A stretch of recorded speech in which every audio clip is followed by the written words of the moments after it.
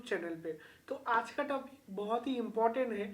अगर आप एंटरप्रेन्योर है या आप चाहते हैं कि आपका खुद का एक कंपनी हो और आज ही 2-3 वीडियो देख लिए हैं या फिर आपने कुछ रिसर्च करके ये डिसाइड करा है कि आपका एक खुद का एप्लीकेशन होगा या कोई भी बिजनेस हो सकते हैं, उसको आप रजिस्ट्रेशन करना चाहते हैं, तो सबसे फर्स्ट जो हम लोगों के ख्याल में आता है, क्योंकि हम लोग जो वेबसाइट या ज़्यादातर यूज़ करते हैं वो सारे नॉर्मली अगर बोले तो ज़्यादातर प्राइवेट लिमिटेड होते हैं।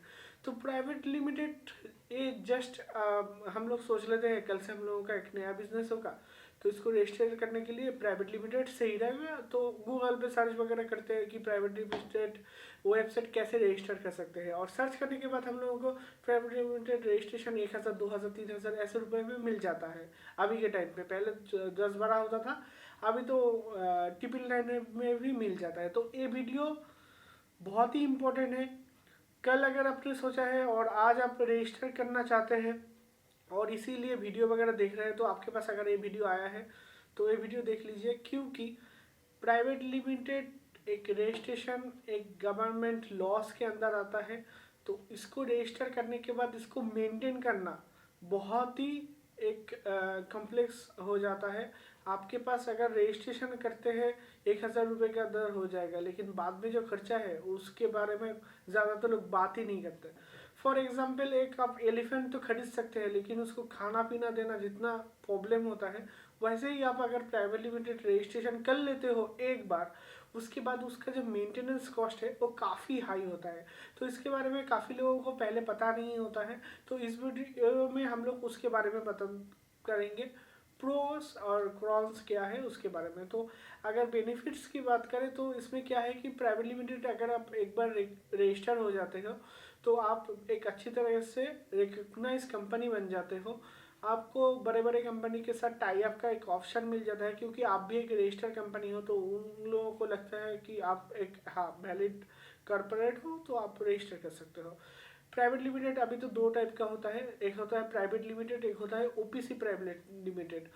जो ओनर होता है, अगर 1 पर्सन ओनर है तो उसको कहते हैं ओपीसी, यानी 1 person company private limited, OPC private limited. इसमें आपको 100% आपका कंपनी का ओनर आप होते हैं।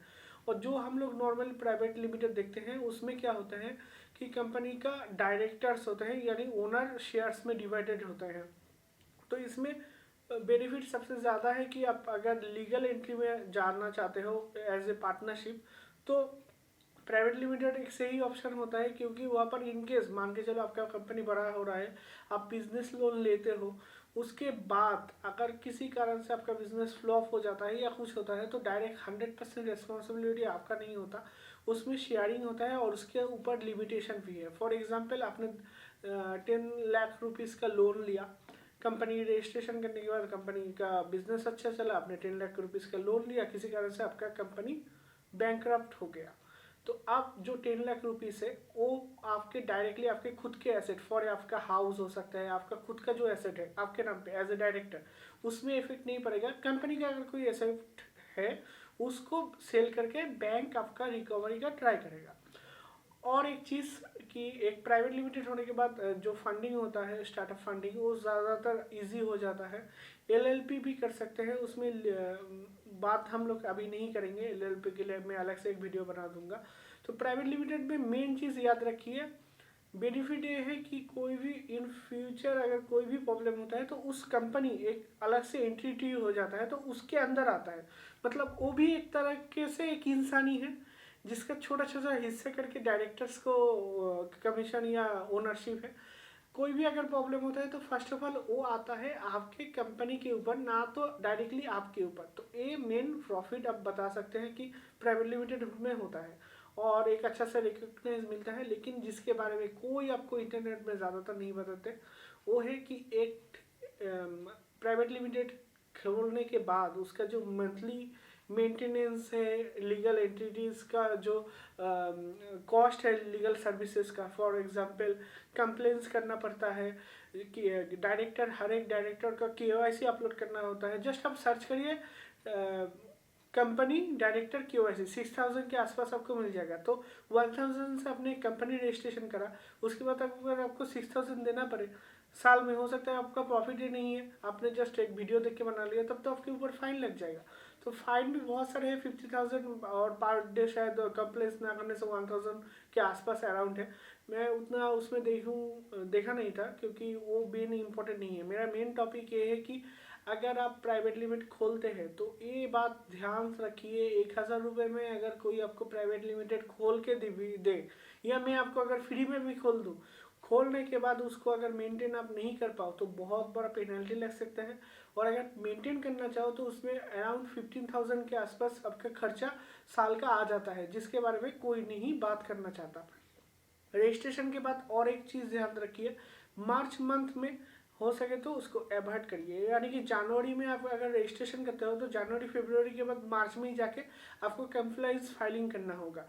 फॉर एग्जांपल मेरा भी एक प्राइवेट लिमिटेड कंपनी है, तो उसमें क्या हुआ था, मैंने उसको रजिस्ट्रेशन करा था 21 मार्च को।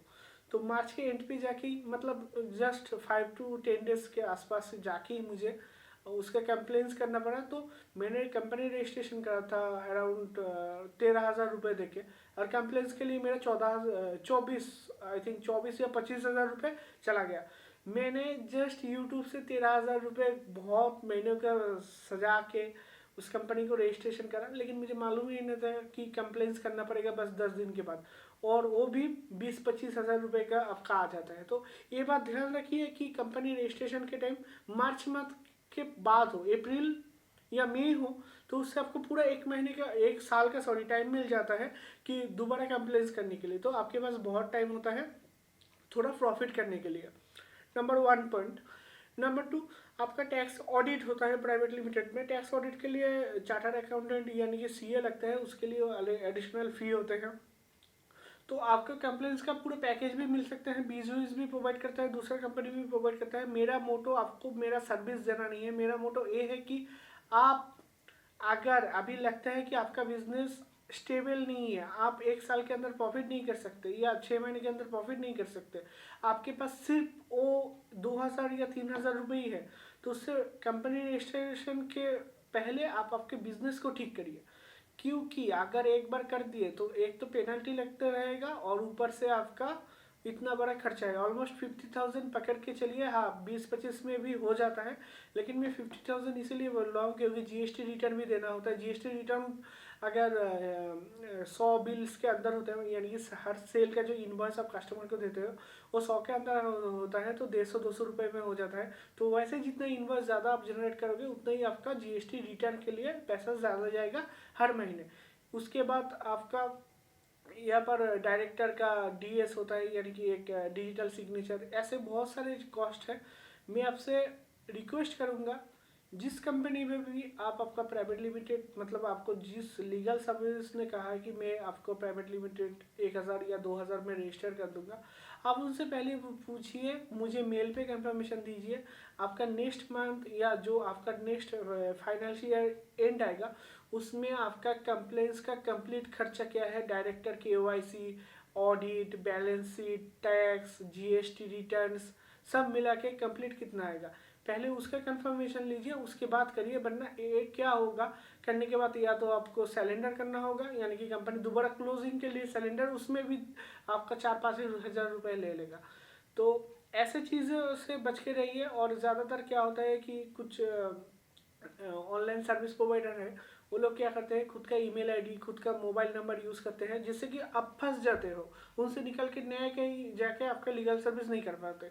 फॉर एग्जांपल मैंने आपको कहा कि मैं आपका 500 रुपीज़ में आपका रजिस्टर कर दूंगा, आपका प्राइवेट लिमिटेड 500 रुपीज़ में हो गया। अब मैंने कहा मैं कंप्लेंट्स के लिए आपसे 1,00,000 रुपये चार्ज लूँगा, लेकिन पास में आप कहीं और साइड में देख रहे हैं या किसी नियरेस्ट सर्विस पॉइंट पे जाके देख रहे हो कि 20,000 रुपये में वो आपका काम कर देगा। लेकिन मैंने जैसे मेरा मोबाइल नंबर देख के आपका अकाउंट, मतलब आपका कंपनी रजिस्टर करा, लेकिन मेरा मोबाइल नंबर, मेरे कंपनी का ईमेल आईडी दिया, तो ऐसे करके मैं आपको पकड़ भी सकता हूँ। और साथ ही साथ वो लोग कॉन्ट्रैक्ट भी करा लेते हैं कि आप इतने सालों के लिए उनको छोड़ नहीं सकते। तो ऐसा चीज़ों की वजह से मैं आपको रिक्वेस्ट करूँगा कि 1,000 बार सोच लीजिए। Private limited registration is very easy, but registration के बाद आपका जो मेंटेनेंस है, एक हाथी खरीदने के बाद उसको पालने के हिसाब से सिमिलर हो जाता है। तो ये सब आप देख के करिए और ईमेल पे कंफर्मेशन ले लीजिए कि क्या आपको उसका कंप्लायंस जो होता है एनुअली कंप्लायंस, उसका कॉस्ट क्या रहेगा, सीए का ऑडिट क्या रहेगा, डायरेक्टर केवाईसी क्या रहेगा, जीएसटी रिटर्न क्या रहेगा। ये 4-5 पॉइंट है, ये सारा पूछ लीजिए। मुझे कंप्लीट पैकेज अगर चाहिए, उसके अगर बाहर में एक भी रुपये नहीं दूंगा, तो एनुअली आपके पास सर्विस, लीगल सर्विस का पैकेज क्या है, उसका प्राइस क्या है। ये सारे हैं गए आपके लीगल जो आपके एंटिटीज को संभालनी है या मेंटेनेंस का कॉस्ट। इसीलिए हम लोग बोलते हैं प्राइवेट लिमिटेड के अलावा और भी ऑप्शन है, प्रोप्राइटरशिप है, एलएलपी है, और भी बहुत सारे स्मॉल कॉस्ट के अंदर आप सर्विस दे सकते हैं। और एक बात जो मैं भूल गया था, अगर आप साल के एंड में जाके कंपनी प्राइवेट लिमिटेड में 100 रुपये भी प्रॉफिट करते हो, उसमें 30 to 33% ऑलमोस्ट आपका टैक्स आ जाता है। 100 रुपये में 30 to 33 रुपीज़ आपको गवर्नमेंट को पे करना होगा। वहाँ पर कोई भी टैक्स स्लैब में फ्री नहीं है। फॉर एग्जांपल मैं अभी एक एज ए फ्रीलांसर काम करता हूँ। मैंने एक फॉर एग्जांपल एक वेबसाइट बना दिया। वेबसाइट बनाने के बाद मुझे वहाँ से जो पेमेंट मिला, मैं मान के चलिए मैं साल भर में 2 लाख रुपए अर्निंग कर लिया, तो बाय डिफ़ॉल्ट आपका टैक्स स्लैब इंडिविजुअल के लिए 2.5 लाख रुपए तक छूट रहता है, और भी एडिशनल छूट बाकी इंटरेस्ट ईएमआई के लेके ले सकते हैं। बेसिकली 2.5 लाख रुपए छूट रहता है। ऐसा कोई छूट प्राइवेट लिमिटेड में नहीं है। अगर रजिस्टर कर लिया, सब खर्चे करने के बाद अगर कंपनी का कोई भी प्रॉफिट होता है, 100 रुपये हो, 1000 रुपये हो, उसके ऊपर 33 अराउंड आपका आ जाता है, 30 to 33 अराउंड % आपका उसमें इनकम टैक्स देना पड़ेगा। तो एक ह्यूज अमाउंट है। अगर स्टार्टिंग कर रहे हैं तो एक झटका लग जाएगा आपको स्टार्टिंग के बाद ही। तो मैं कहूँगा एज ए फ्रीलांसर काम करिए, और भी अदर्स एंटिटी के हिसाब से आप काम कर सकते हैं। करने के बाद उसके बाद जब देख रहे हैं एफिशिएंट आपका 3 लाख या 5 लाख के आसपास आपका प्रॉफिट है, तब आप प्राइवेट लिमिटेड में स्विच करिए। उसके बाद आप ओपीसी भी कर सकते हैं अगर खुद करना चाहते हैं, या फैमिली का कोई मेंबर जैसे फादर मदर, उनको लेके भी एज ए डॉक्यूमेंट्स में उनको सबमिट करके आप पूरा कंपनी का कंट्रोल लेके उनसे परमिशन लेके आप कर सकते हो।